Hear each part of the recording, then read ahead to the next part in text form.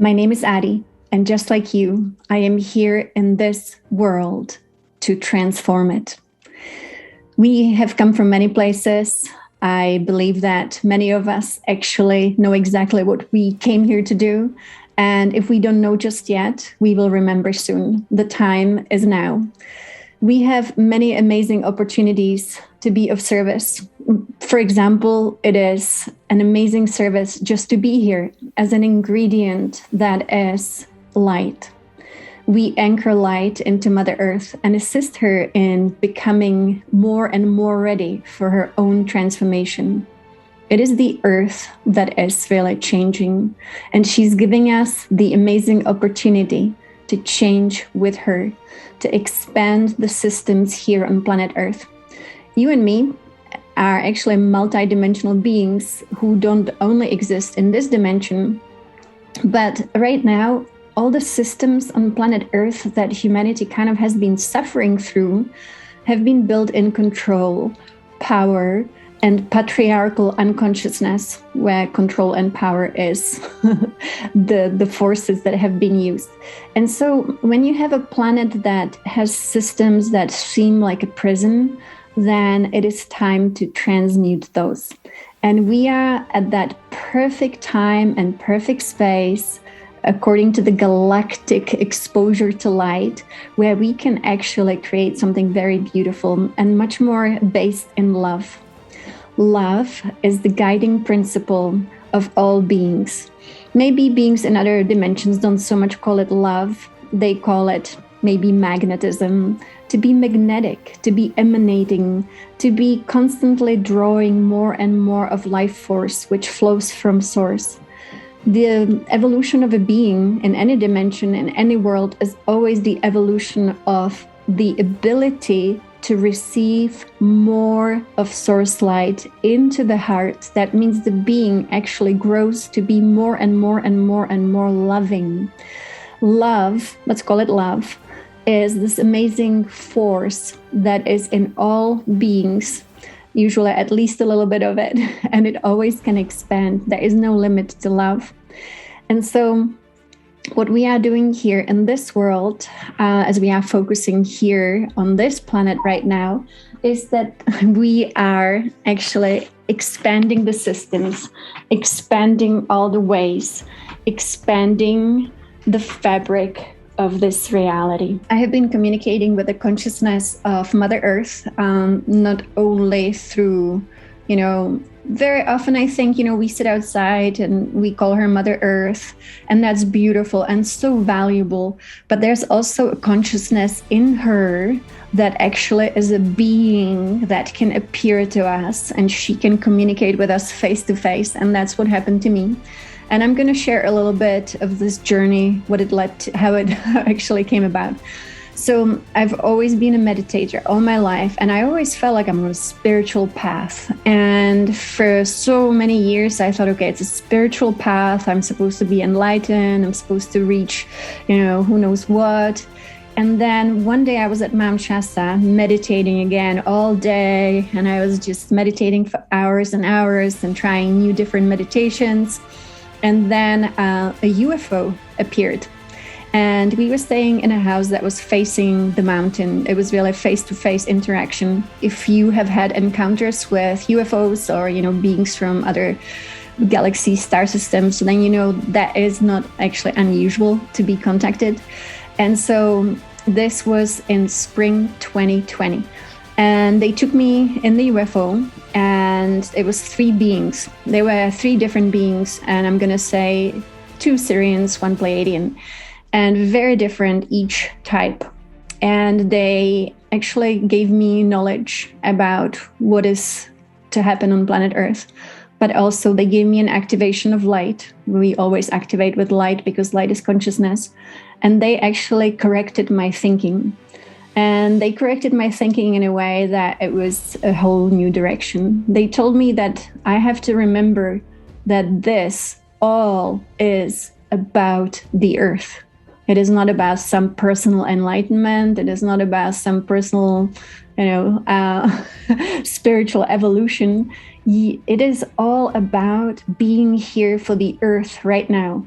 So that was really a groundbreaking experience for me. It was very cool and unforgettable, and really, I wish to have more of those. But the next thing you know, again, Mount Shasta, this time at the lake. And I'm meditating and I'm just really focusing on, now I know it is all about the earth. I have to help her. So I'm thinking, what should I do? What needs to be done? At that point, I still didn't know really exactly. And that night, what I would call Gaia, the being in the earth, the being of the earth, the divine mother, really, that is the earth, she pulled me out of body and she took me actually underground into the earth. Now, again, this is an experience that is just really important for me to share, because that means there is something much, much bigger taking place here right now. And we are here for it. We are here for her. And she sat with me. She was this very large woman, dark-skinned, and I would say African in origin. She had curly hair, and we sat underground, and she just said to me a few things. She said, it is all about me, all about her. And the number one thing that we could do to serve her is to liberate our energy. And she said, it is absolutely essential that as many humans as possible forgive everyone they need to forgive. Because by not forgiving someone, we hold life force tied up in unconsciousness. And this was a really important lesson that I think many of us can also use, maybe, or be inspired by. Very often it can happen that we don't forgive, let's say, our parents, because things happen. And it's important to forgive all of them, because just like Jesus said, our brother, please forgive them, for they do not know what they are doing. So forgiveness was an important step, bigger than we can imagine, because this planet is burdened by the misuse of life force by humans, which is, us in the past. We all know how it goes.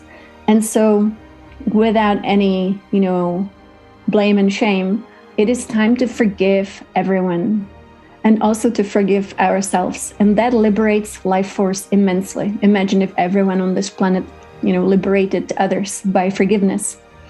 So that was an experience that was really important. After that, my consciousness completely opened up to perceive the earth, her realities, her elemental queendom, galactic dimensions more than ever before. And I understood what this was all about.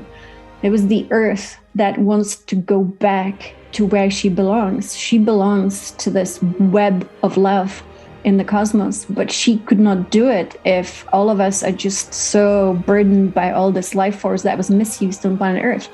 So, we have things like the violet flame that we use to transmute energies. We have the divine flame transmuting energies, but there's a lot to be transmuted to actually elevate her.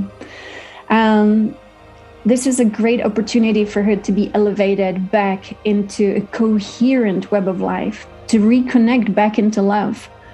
She is a world that is disconnected from this web of love. And you can imagine it's like being an orphan that is disconnected from their parents.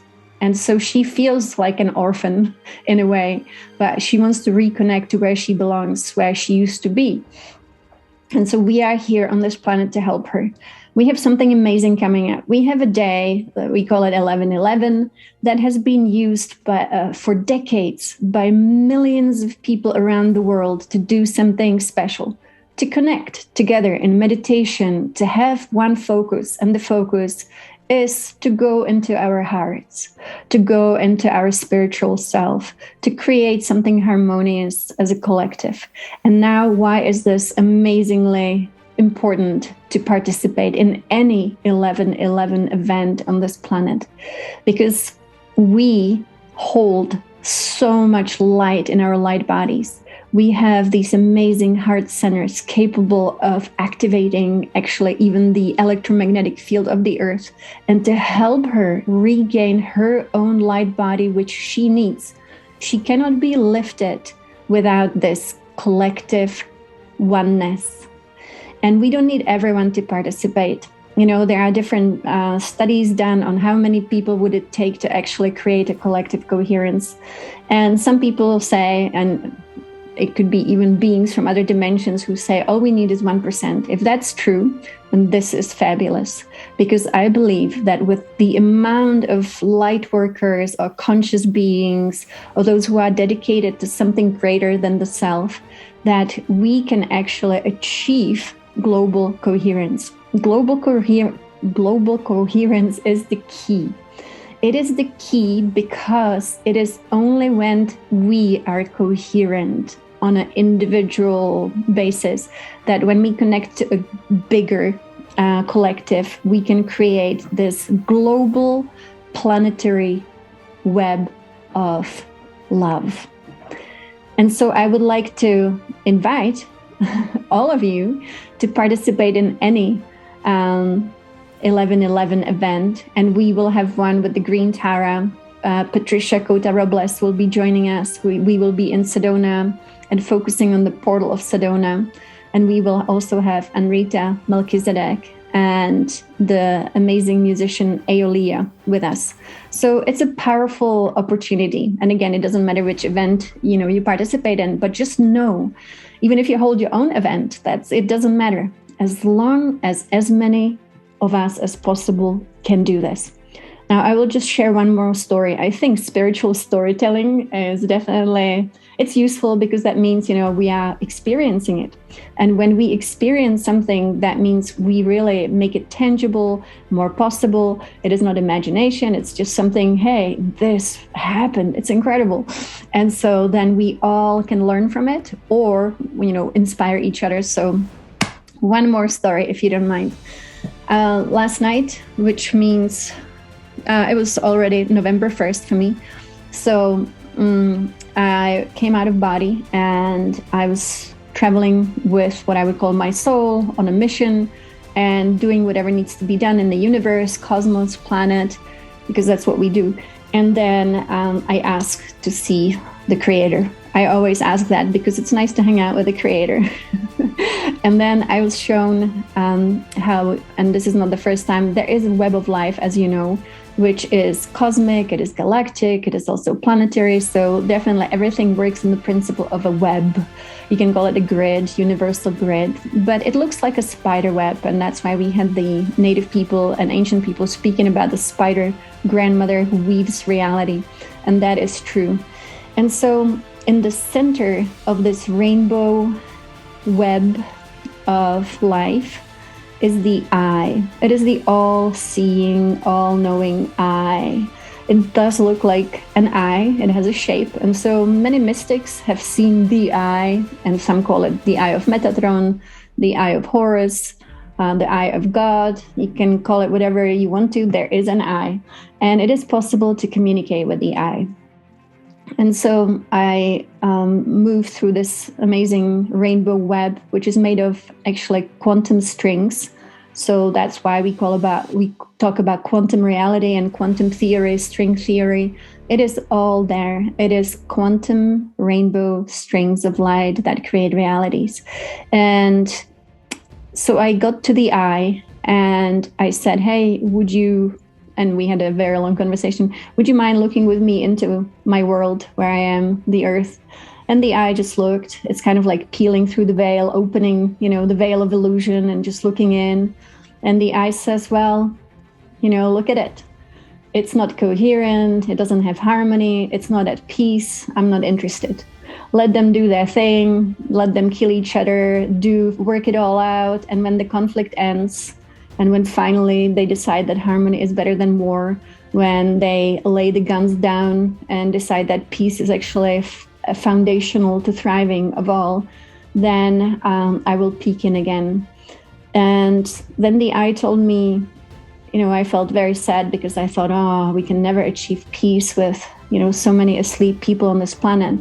But there was one more step to this. So after we achieve harmony, which I believe we can do on 11/11 just energetically to start with, lay the foundation for collective peace and harmony, for thriving, even if it's not for us right now. I really hope it is also for this generation. I hope this is the final kind of end and beginning. I hope we can succeed, Then there was the next step. And that was when a world becomes actually harmonious and the beings in the world realize that collaboration, oneness, and peace is really important, that the consciousness of oneness is actually what creates then the perfect world. And actually Divine Mother doesn't call it a perfect world. She calls it a complete world. Complete meaning all beings have achieved this higher level of consciousness, and they can just keep growing higher and higher. So then I was told by the eye that the next step would be for the beings to realize within themselves true love for the prime creator. And maybe for the eye, maybe for, we would call it God, but to actually truly feel and experience all the time this love. Now, to help us with this, Divine Mother, she's a different type of consciousness from the eye.